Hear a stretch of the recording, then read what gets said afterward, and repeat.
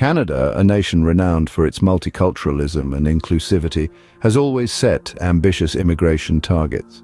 But where do these projections come from? It's a question that casts a long shadow over the country's immigration policies. Each year, the Canadian government announces its immigration targets, laid out in detailed reports.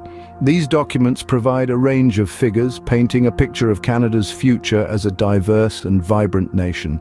Yet for all their detail, these reports leave one question unanswered. How are these numbers determined? We know the government uses various financial models and methodologies, but the specifics remain unclear. The reports are silent on the calculations and considerations that shape these critical decisions. We're left to wonder, how does the government correlate immigration levels with economic growth? Despite the availability of these reports, the method behind these numbers remains elusive, shrouded in mystery.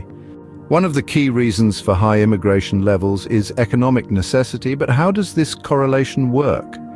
Let's delve into this argument. Canada's immigration policy is largely driven by the economic argument.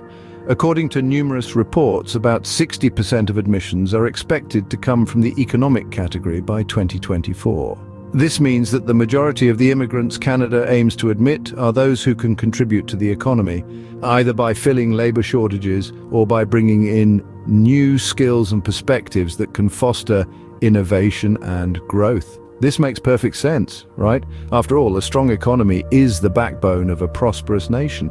But here's where things get a little murky.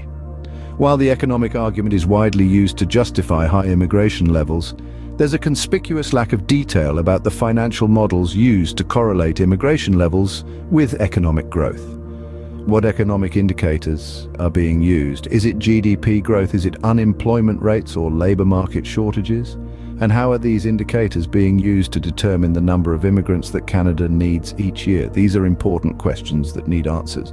Without a clear understanding of the methodology, it's hard to evaluate the validity of these immigration projections. The absence of such information raises concerns about the transparency and credibility of these projections. Are these numbers just pulled out of thin air, or is there a robust financial model behind them? Without this information, it's impossible to evaluate the economic argument for high immigration levels. This lack of transparency also has implications for public trust. It's hard for Canadians to trust these projections if they don't understand how they were arrived at. This could lead to skepticism and resistance towards immigration, which is not what we want in a multicultural society like Canada.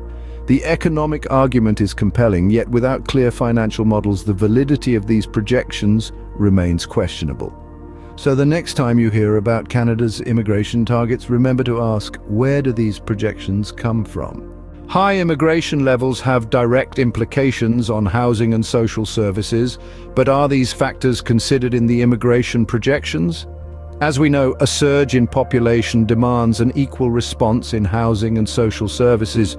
With Canada's ambitious immigration targets, the pressure on these sectors is immense. It's reported that our housing shortfall could widen by an additional 500,000 units if immigration continues at its current pace. This shortfall isn't just a number. It represents families without homes and communities without the infrastructure to support their residents. It's a ripple effect that extends to social services as well. More people mean more demand for public services, from transportation to welfare. Yet there's a glaring omission in the government reports. There's no mention of how these figures, these real-world implications, are integrated into immigration projections. This leaves us with a critical question. Without clear integration of these figures into immigration projections, how comprehensive is the government's planning? The healthcare system and education system are feeling the impact of high immigration levels. But is this factored into the projections? The influx of immigrants is straining Canada's healthcare system, already stretched thin. There simply aren't enough doctors and medical professionals to meet the demand, leading to increasing wait times for medical services. Similarly, our education system is being pushed to its limits. With high immigration levels, we're seeing a shortage of schools and qualified teachers, risking the quality of education. Overcrowded classrooms and limited resources are becoming a concerning reality rather than the exception. Despite these glaring issues, There's no indication that these factors are considered in the immigration projections. The lack of transparency leaves us questioning the validity of these decisions.